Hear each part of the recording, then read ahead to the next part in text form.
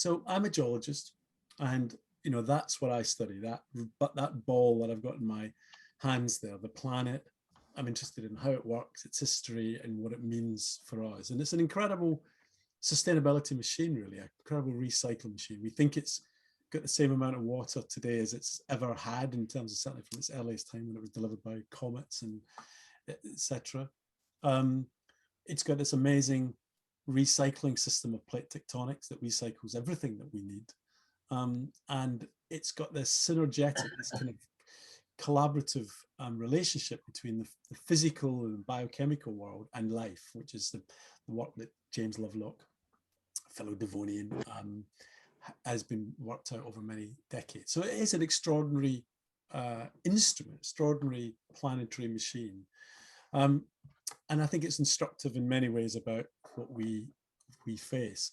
But let me take you back 400 generations. So I'm assuming the standard thing is 25 years as a generation. If you go back 400 generations, it goes back to the start of the Holocene, the time period in which civilization developed. This is a site in eastern Turkey. It's a site where we think einhorn wheat, the first manipulation of wheat, started to allow bread, which allowed a huge settled food source for large amounts of material. And it's kind of like a mini Stonehenge. You can see one of the pillars just in the foreground, the bottom right there, where the first religious site, we think, of certainly one that's been uncovered, Göbekli Tepe, was developed. So 400 generations takes us back to humanity settling down and starting to develop in the way that many of the characteristics that we just take for granted today. So 400 grandparents away, that's what we would have been doing. If we skip forward, and we're back 72 generations ago to the 2nd century AD, here's Tertullian lamenting the state of the planet. And this is a sorry tale of lots of woe in that quote there, but I've highlighted the last couple of lines. Our numbers are burdensome to the world, which can hardly supply us from the natural elements. Our wants grow more and more keen and our complaints more bitter in all mouths, while nature fails in affording us her usual sustenance. So go back to the 2nd century AD, and people were worried about, or certain people were worried about sustainability, the sustainability of the planet, and saying that everything was coming to an end. Let's skip forward. Now let's skip forward to 1500s England. So 15 generations ago. And really this is where we can start to see, again, some of the roots of contemporary ideas around sustainability. So this is the time when basically Britain was cutting down its forest in order to build its incredible navy. And this was a time when there was extreme concern that there wasn't enough good timber to supply the British Navy's ships. And John Evelyn there on the top right, a forester, kind of royal really, was put to go and do a formal report, which he presented. The new Royal Society just started, and in the early 1600s he presented his report, and he talks about, I've got that quote there, he talks about the increase in shipping, the multiplication of glassworks and iron furnaces and the like, this disproportionate spreading of tillage, so the land getting tilled, destructive razing, converting of woods to pasture, and the greatest magazines of wealth and glory of this nation, a situation being devastated to the extent that it was an epidemic. This, in the 16th century, triggered a great energy crisis. The lack of wood, particularly in Britain, but across Europe, created huge concern as to what was going to happen. And the savior at that time was coal. So the mining of coal and the working about how to unleash this energy source is what really then transforms Britain and gradually transforms the world. And ironically, of course, brings in the fossil fuel age, but protected the trees. So if we jump ahead a few generations to now, we're in the 1800s, we're in Bavaria. the Industrial Revolution is going crazy. Coal and other fossil fuels are starting to drive the Industrial Revolution in mining. But there's already a sense of this balancing act between the forests, in particular. This is where the acute awareness is of the forest not diminishing. So if whatever you took from the forest, you had to put back. And this was this this idea that you see there of nachhaltig, a sustainable yield, and the fact that in 1852 we have a Bavarian forest law that talks about the management of state-owned forests has to follow sustainability, this idea of sustainable yield, as its highest principle. And that's the first that we know where we see the word sustainability, or its German derivation, the sustainable yield, in any kind of a modern sense. So really, then we're into the Anthropocene now, the human age, or that's the question. You know, are we now?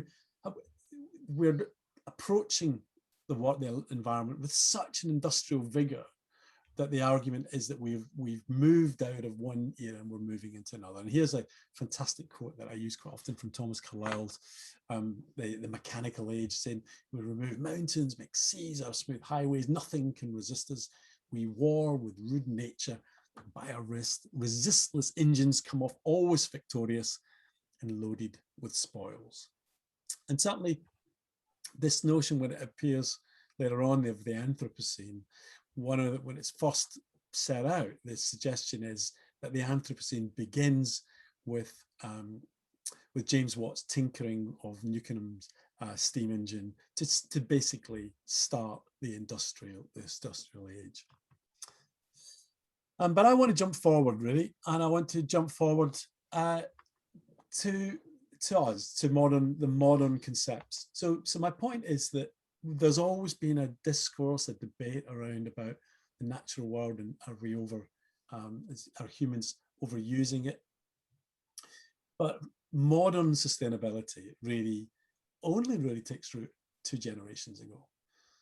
This image is probably the most significant environmental image ever taken. It was taken by William Anderson on Apollo 8 in 1968, the Boxing Day, Christmas Eve, 1968. And it fed into a new rising environmentalism. We did Rachel Carson's book in the early 60s, and then a whole suite of books coming through that was starting to recognize the impact that was happening. So much so that on the 23rd of April, 1970, we had our first Earth Day. And look at that, that's New York on the very first Earth Day, absolutely stowed full of people. Walter Cronkite that evening had a 1-hour special on television where he talked about, you can see the quote there, the fouled skies, the filthy water, literal kind of Tertullian, just eat your heart out. It's the same story. And he talks about the unanimous voice of the scientists warning, you know, talking about business as usual cannot pull us back from the edge of the precipice. You know, that was 50 years ago, half a century ago, and it feels like the rhetoric of today. And so you can either feel pleased about that, but I think probably most of us kind of thinks, how on earth, when we had that vigor and that clamor for action, half a century later, are we still in the situation where we really have to see this as something to fight for? So I'm going to take you through, I think, some of the key steps, and then we'll come back to some of this. So by the end of that year, the Environment Protection Agency, it's the end of the 1970 Protection Agency, gets put together, and a whole raft of legislation starts to come in. The other thing that happened in '68 was the Club of Rome got together a group of economists to start to look at the idea of the planet, and they reported in 1972 as this idea of what's called the limits of growth, where they were the first to use computers to start modeling the various aspects of how the global economy would work. And this is the famous scenario 13, different scenarios of different types of things about population and resources and pollution, etc. This is scenario 15, where you see the populations, the solid line coming up, and then peaking. Doesn't have the ages on here, but it's around about where it peaks is around about where we are now. Actually, I should have grabbed one with the dates on it. So that the line that goes through the eye between the I and A is 2000. So this is around about 2020 on that peak. And we can see the suggestion that, and the key one was that if you look at resources, as population rises, we'll use more and more resources. Those resources become more expensive. Industry won't be able to cope with them. Prices will go up. And as a result of that, industrial output will be down, food production will be down, pollution will rise, and it's bad times for humanity. Now, this has been, it was ridiculed largely at the time, and all sorts of commentary on it, particularly from resource specialists, said it's just not possible. But actually, the critiques that have been, the reviews that have been done in the last few years have shown that actually a lot of that is pretty spot on. The population graph, for example, is pretty spot on. And it looks as if global population will peak in the coming decade.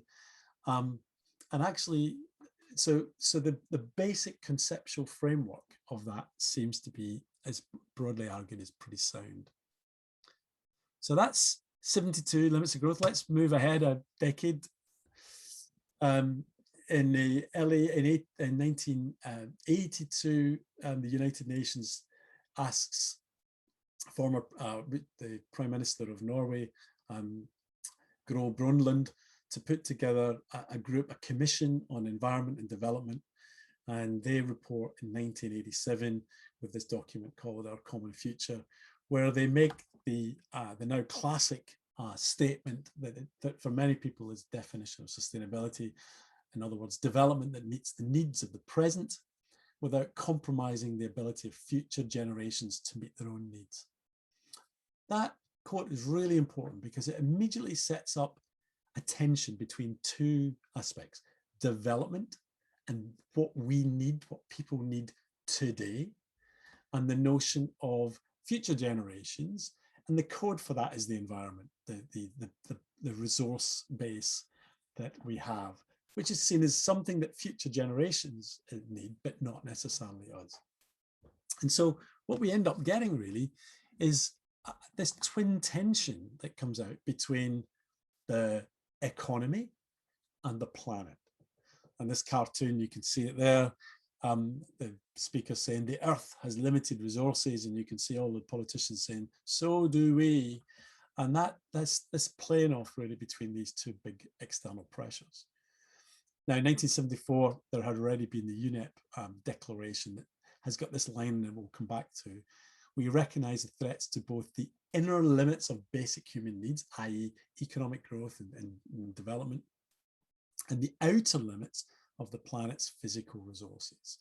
So declaration was only 4 years after that Earth Day, etc., a time when, as I say, people had started to raise the spectre of the planet's inability to cope, really. But what we see, and you can see it here, is what do we mean by sustainable? The elements there are nature, so planet Earth, biodiversity, ecosystems, this notion of ecosystem services and life support, and also community, sustainable communities and groups.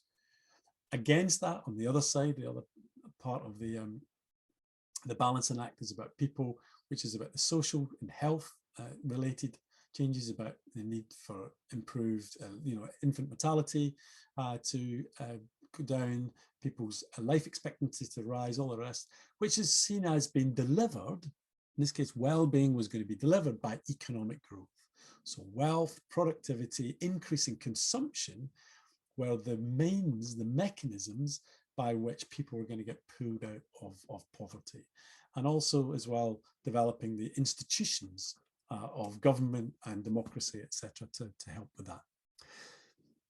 So as we go on then, we start to see this notion of how you balance up the environment with these other pressures. So one of the things is the notion of the three pillars you can see there. That sustainability is the three pillars of social development, environmental development, and economic development. Now, these are resource bases that are really critical. The criticism with the pillars was they're seen as separate. So you then see the overlapping diagrams the Venn circles there on the left-hand side, where the attempt was, these are intersecting, these different spheres intersect, and the intersection of all three, of the economic, the environment, and social, is the sustainable realm, that's sustainability. But even at that time, the problem with that one is they're equal. And this is something I'm going to revisit all the way through. In other words, basically, development is okay as long as broadly across all three they are developing. Then if one is developing at the expense of the other, that's not a problem because they're all kind of balanced out in the end. And the basic assumption was that the key one was economic growth. If you could have economic growth, then you could have social growth and you could try to protect your environment. But already even at that time, and so this was the idea, well, you know, you grow first, then you can clean up kind of later, was the kind of casual way of expressing that. The top, the right one where you see the nested circles was a recognition that started to emerge, particularly in the late 70s, was, but hold on a minute, the economy is embedded in society and society is embedded in environment. In other words, they're not equally placed, they're not equal scalar, that actually environment is the base and the most important one, then it's society, and then the economy comes next. So these diagrams held within them deeply value-laden questions about what was seen as being important as we went into the 1970s and 1980s. And you'll see the gradual Paul Elkins in late 80s, early 90s comes out with the idea of multiple capitals. He has four capitals. The one I've shown on the right is Jonathan Porritt's Forum for the Future, one of 5 capitals. And you can see that idea of nested, that natural capital is the biggest and the one that everything sits in. And then we have social and human capital, and then manufacturing and financial capital. So this balancing act between the competing elements then starts to come through. And then we have this transferred to business by people like Jonathan Porritt, but also this guy, John Elkington, who is the person that comes up with the phrase, the triple bottom line.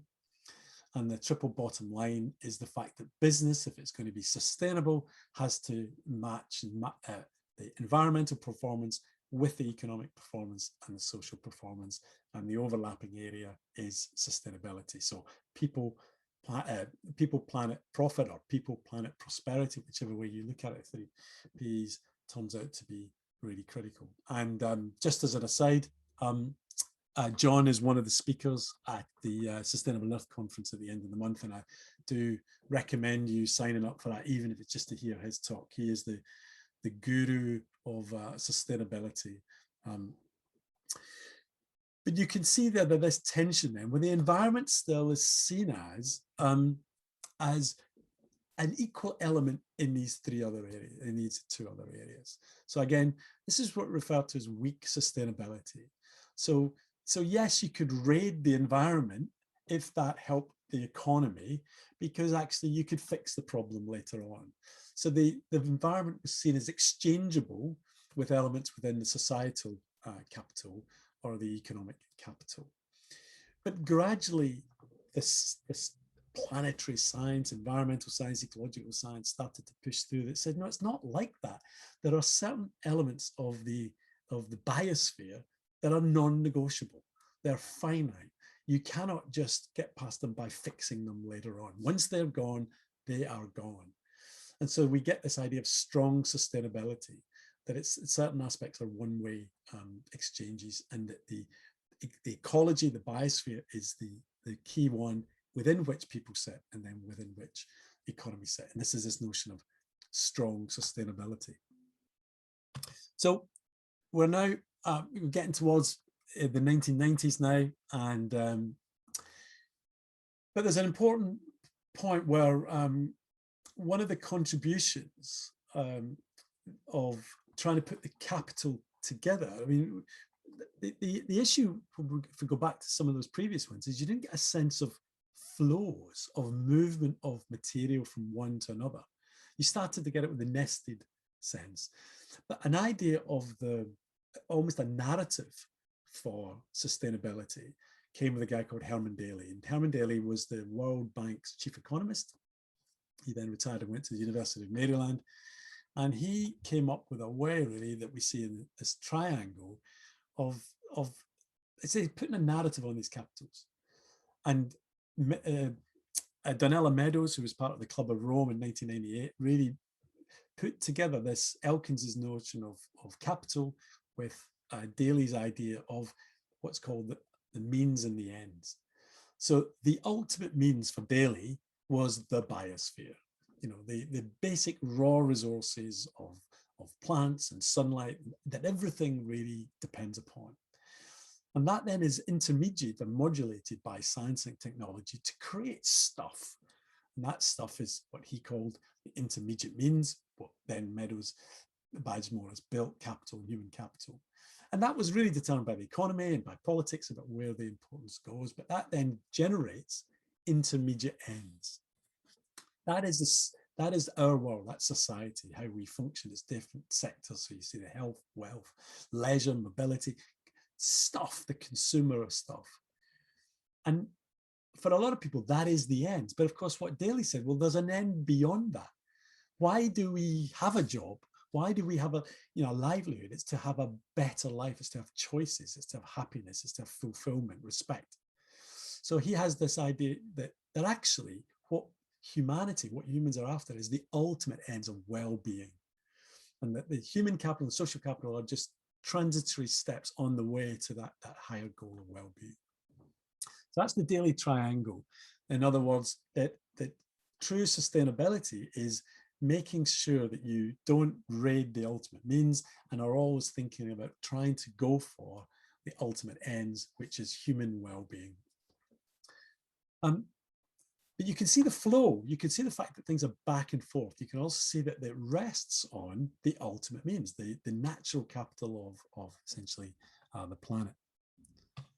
So now what I'd like to do is to jump forward, really. Is it forward or is it back? I'd like to go back a generation. So I've said a generation is 25 years. So I'm going to go back to just the cusp of the new millennium, because things then start to get really interesting around about the late 1990s into the early 2000s. So we have the Earth chapter in July 2000, which comes in. And in that chapter, interestingly enough, there's a set of principles there. You won't be able to see the detail. But what's interesting is that the principle set, number one, is respect and care for the community of life. That's about well-being. Underneath it, the second most important principles, or the second set of principles that are laid out, is about ecological integrity, the integrity of the planet. Then there's stuff about social and economic justice, and then there's things about democracy and peace. So the ecological integrity is starting to rise up the agenda and really start to compete with the development agenda, which was about social and economic change. In 2002, Paul Crutzen, the Nobel Prize-winning chemist, puts forward the idea of the Anthropocene, in which he says, look, humans now influence every aspect of the biosphere. We've changed the physical systems that have been going on, so much so that we've left the Holocene and we've entered into a new world. And he grasped at a word and he said, it's the Anthropocene. And as soon as he said it, everyone in the room went, that's the word. He thought it began in 1784 with the steam engine, but it set in motion a set of scientists that started to look at this in a lot more detail. Now, you may well be familiar with this. This is referred to as by social scientists as the Great Acceleration. It was put together by Crutzen and a group of other physical environmental scientists led by Will Steffen in Australia and people at the Stockholm Resilience Centre, and also our very own Tim Lenton up in Exeter had a key role in this. On the left-hand side, we've got the social, economic, societal indicators of stuff production. And on the right-hand side, we've got the natural systems, different aspects of the natural systems. And what you'll see really is that if you track it from the start of the 1750s and the start of the Industrial Revolution, you see in many of them a gradual increase if there's indices for that. But you know what? Nothing really changes dramatically until the start of the 1900s, or more explicitly an inflection point around about 1950. So the post-war economic boom, and everything goes crazy. Economic growth takes off, urbanization takes off, everything that human needs and wants takes off. And the flip side of that is you can see almost immediately the effect that that has on the natural environment, whether it's in the oceans or on land, etc., and the gases in the atmosphere, everything goes into overdrive. And so for most people today, the Anthropocene starts around about 1950. That's the time when we really enter the human age. And that's the time when people start to then look at these indices and say, well, how are those different parts of the environment being affected by this? Are they still within the coping mechanisms? Are they still within the boundaries of the Holocene? Have they been pushed out of that into new territory? And this was the notion by Johan Rockström of this Stockholm Resilience Centre. And again, Tim Linton was involved in this, about trying to find planetary boundaries. These are key elements of the physical, planetary, biophysical framework: climate change, biosphere integrity, so that's biosphere loss, land degradation, freshwater use, biochemical flows, particularly nitrogen, phosphorus, ocean acidification, atmospheric aerosols, and ozone depletion, and one spare for stuff we haven't thought about. And this shows if it's in green, it's safe, it's within the normal operating procedure that we understand, the baselines. And if it's orange, then we think it's shifted out. And if it's red, it's absolutely definitely out. And we start to see that in terms of biochemical flows, and we start to see in terms of biosphere loss, we think we are in dangerous territory. Now, that was 2009. In 2012, Kate Raworth came up with the Oxfam donut, because she says, well, what the outer part of that looks at the planetary boundaries, but there's also the societal boundaries, the inner boundaries. Remember that term, the outer limits and the inner limits. And she defined the inner limits around social well-being, human well-being. So we see in her donut, famous donut, as you say, the outer part is the planetary boundaries that Rockström produced. Our inner part, she defines in as these domains of food and water and energy and gender equality, social equality. Most of the issues that the development community had been pushing really through the 60s and 70s. And she said, look, if we stray into that space, then we've got a shortfall in terms of the social equity. And so the donut essentially defines what she refers to as a safe and just space for humanity. So Rockström, they defined a safe space for humanity. Raworth defines a safe and just space for humanity. Balance between the social floor, if you like, and the ecological ceiling. That donut has become very famous now around the world, and even getting used at the city level and regional level to look at how places can change. And this idea of social and development change was really important. This had been the main thrust of the Millennium Development Goals, 2000 to 2015, same year, 8 goals. Number 7 was the only one that really related to environment. It was pretty weak on the environment. It just said we should protect the environment. But the other ones are all social goals. And you can see they're very kind of familiar. But what Raworth and Rockström really had brought up was this importance of the planetary system as well. And so towards the end of these, as they're starting to think about the next set of goals, that really starts to figure in people's mind. So people are starting to say, well, how do we do these new goals that we need to follow the Millennium Goals? Various people were experimenting. So this is a group called the Small Planet Consortium, which was mainly organizations based in Asia and Europe.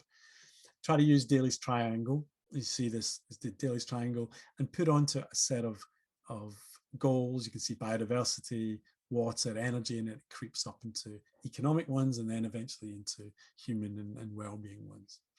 And the other aspect was another set of people, particularly from the environmental scientists, highlighting this idea of the fundamental importance of these nested systems that the economy sat within society, which sat in the Earth life support system. And that as we move from the Millennium Goals, which are around social equity, we needed to bring on this notion of it's referred to here as the planetary must-haves, which are essentially the planetary boundaries, in order to create this new set of sustainable development goals. And I just draw attention to the new definition because they also redefined the Brundtland definition that you see there as sustainable is development that meets the needs of the present while safeguarding Earth's life support system on which the welfare of current and future generations depends. So you can see this, the wording that's changed there is inserting the idea of the realization that there were actually physical limits on the Earth's ability to support all of our activity was now becoming identified. So that takes us in 2015, in September 2015, to the ratification of these. These are the Sustainable Development Goals.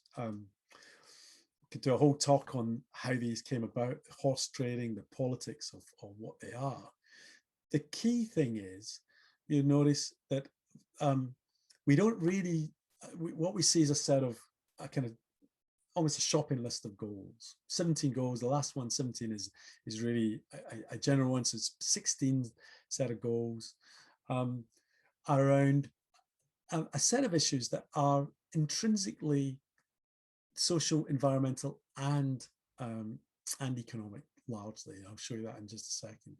So we have a broad set, some of them reflecting things in the Millennium Development Goals, but you can see more aspects of the planet coming through: climate action, life below water, life on land, etc., for example. I said about these, this is along the top is the 16 goals, and down the bottom is targets. So each of these goals, if you click into them, has got maybe 6, 7, 8, 9, 10 specific measurable targets. And in this, they're highlighted as green if they're environmental, blue if they're social, or orange if they're economic. And you'll see that they're a mixture. And this was trying to get around the idea that they're interconnected. It's crazy just separating off social from environmental from economic. So most of the goals have a mixture of all of them. But there are difficulties with this.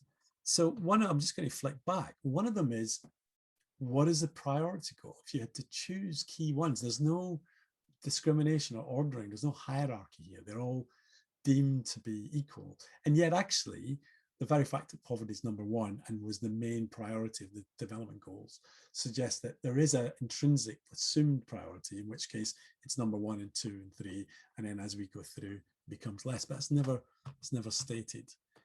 A key criticism about them is that kind of shopping list prevents the fact of there's not a narrative. There's not a story that takes you through about those. They're just a kind of list of these different ones. And so this was a report just published a couple of years after them saying, look, we need more of a compelling narrative. So in the absence of that, people started to develop their own narratives. And this is one that Rockstrom from the Stockholm Resilience Centre developed, where the central narrative is food and the importance of food. And there's a kind of a linear line go through again, highlighting the importance of the biosphere. And then into the biosphere sits these society ones, and then sits the economy. There's a sense of moving from the biosphere through society to the economy. Kind of a little bit brings in the notion of perhaps Daly's triangle, but that is brought in more explicitly in some.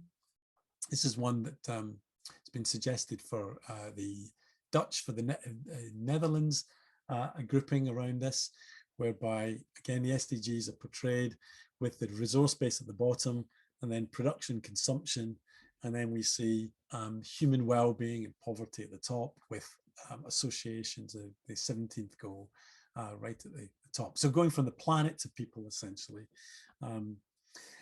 But it relates to another thing, which is well-being. This notion of well-being has kind of disappeared a little bit. It's been replaced by health, but well-being means more than that. It's this higher level of the ultimate ends. And that reflects the fact that there's a big move now to move away from GDP, gross domestic product, as your measurement of success and economic growth. This was a massive debate in the SDGs, and in the end, Many countries just balked at the idea of moving beyond GDP, didn't want anything to do with it, and really it doesn't come in. But well-being is now starting to be grasped in different parts of the world. So the WEAL is the Wellbeing Economy Alliance, and the Wellbeing Economy Alliance of organizations that see well-being and happiness and fulfillment as a set of indicators. And Scottish government, along with governments of Finland, Iceland, Wales, and New Zealand, are part of a set of well-being governments that have put into legislation frameworks around how we measure well-being. Here's a Scottish one. I'm not going to go into detail, but the idea is that we must move away from GDP as an indicator of growth and success. And there are various schemes where we can have metrics, where we can measure progress against well-being, perhaps alongside, for some people it should be instead of, but perhaps alongside GDP. But that really doesn't come through very well in the Sustainable Development Goals. But the one that I wanted to mention is planetary boundaries, because there's no sense in the SDGs of that fundamental aspects that the planet has these finite thresholds that if we cross, we maybe can't get back. And so the assumption in the SDGs is that all of the goals are equal. And indeed, none of the targets, the 169 targets, are prioritized. So one target for reducing poverty is the same as something that relates to maybe a planetary boundary. Now, they are in there in some ways. So tucked in among some of the goals are specific targets that talk back a little bit to some of the aspects around the planetary boundaries that we saw before. But as I say, there's no prioritization that says we really need to make sure that we don't cross some of these lines, because it may well be a one-directional move. So I just want to now finish off with looking ahead, and I want to look ahead 2 generations. So that's the grandkids basically of everyone in this room will be alive during this next act. Doesn't matter what age you are, if you've got that 2 generations down, this is what is coming. And this diagram really sets the scene for that. It says, it's quite a difficult way. So time comes forward. So we're in the backdrop there is the Holocene. We're now moving into the Anthropocene. We've gone out from cold conditions into a relatively mild, benign climate of the Holocene, which has allowed agriculture and civilization, etc. And the world has been on this journey to where we are now. And you can see there's a fork in the road coming. So we either take note of the sensitivity of the changes that's happening now, and we stabilize many of the unstable elements that is driving us to the brink, and we address climate change, and we address biodiversity loss and the rest, and we stabilize the earth at a relatively a similar set of environmental tram lines that mimics the Holocene. Or we pass some thresholds, we don't know where they are, but we think for some of them we think we know that we might be close, and we move into a set of feedbacks that take us deeper and deeper into the hothouse Earth. And there's plenty of studies. I just want to highlight one, and it's one from Tim Lenton up the road in Exeter, which I find really instructive. He talks about the human climate niche. So the graphs on the top left are, the vertical axis is the temperature variation that our planet has used to, that life has got used to. So you see -10 all the way up to 40. And then on the horizontal axis, it's mean annual precipitation. And on the top line, then, it's humans. So humans now, humans 500 years ago, when we had that energy crisis in John Elvin's report, and then humans midway through the Holocene. And you'll see there that the footprint of where we like to live is pretty similar. We tend to live between 10 and 30 degrees in temperature. We tend to live between 1,000 and 2,000 rainfall. And that's what has broadly we've been restricted to. We can exist outside of that, of course we can, but that's where our comfort zone is. And then the middle one is about crops and productivity. So you'll see similar story for crops and for livestock and for GDP, and indeed for where the bottom left is all the available kind of land that we have. But if we look at even soil fertility and natural productivity, you'll see that there's a sweet spot. And that sweet spot is between about 10 and 30 in terms of temperature, and it's around about 1,000 degrees, 1,000 millimeters a year in terms of annual precipitation. Now, if we switch to the right-hand side, this graph looks at a climate model, one of the moderate, kind of medium climate models, and it looks at some of the indices. It looks at where the solid line is where humans situation, the climate situation 6,000 years ago in terms of, you can see the axis, the vertical axis is population density. So how many people basically were living in a particular temperature zone. And so it looks at it 6,000 years ago, 500 years ago, 300 years ago, and current. And that's the colors. So all of them have two peaks broadly. There's a large set of peaks that sit between 5 and 15 degrees. So the vast amount of humanity, regardless of whether it was 6,000 years ago, or 500 years ago, or now, live in a temperature range of between 5 and 15. And then there's another smaller peak around about, just around about 25, and that's the tropics. And in between is the desert latitudes, around about 20. Not many people live along that kind of zone. So the first big peak is Europe, North America, and that kind of large areas where the vast majority of the world's population live, and any other ones are tropics. The red line is the expectation of the planet in 2070. You see it gets shifted to the right. It's got two peaks. The smaller peak now fits in the desert latitudes. And the second higher peak now sits in beyond the temperature of the tropics. So those are two domains which humanity has never settled in any significant way. It's not conducive to well-being, it's not conducive to productivity, not conducive to life. And yet that is the places where in 2 generations' time, most of humanity will be living if these models are correct. So what we see then is we see this map shows it spatially about the areas that are the losers and the areas that are the winners. If there are winners, it's going to be in these areas, these mid-latitude areas.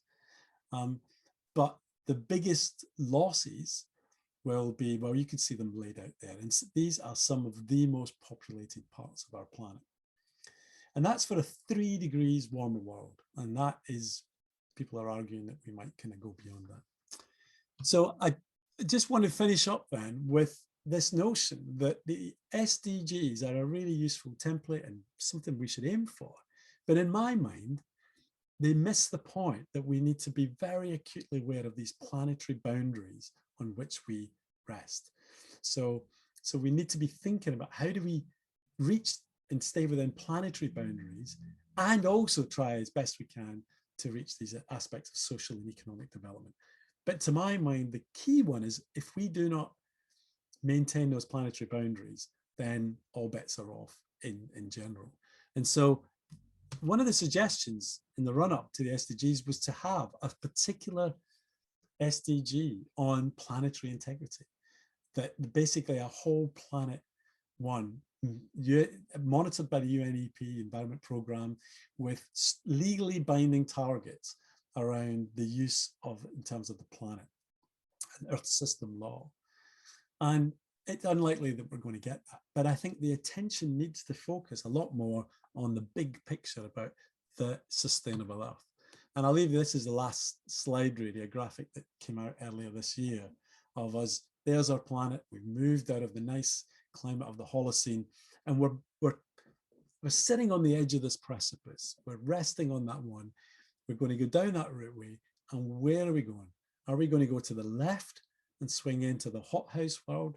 Are we going to move into the right and then swing into a safe and just planet, the ideals of the SDGs and of a safe and just space for humanity?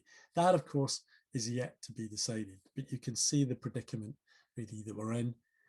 And so I just thought I'd finish. I'd mentioned I was moving on, taking up a secondment out in Jordan with the Royal Scientific Society. Why am I going there? Well, two people really. Princess Anne, you say the top left, is probably the only world leader I know of who talks about the 3 Gs in sustainable development: geography, geology, and geophysics. In other words, really understanding the planetary template in order for us to address issues around sustainability.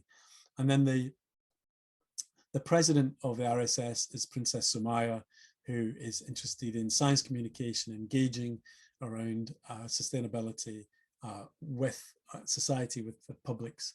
And it's for that reason, really, that I want to be trying to address some of these tricky sustainability and environmental issues in a part of the world that is what? Jordan's the second lowest amount, the second worst off nation in the world for water security, surrounded by political turbulence, has no indigenous energy sources of its own, difficulties with food security, and sits on one of the biggest earthquake zones on the planet.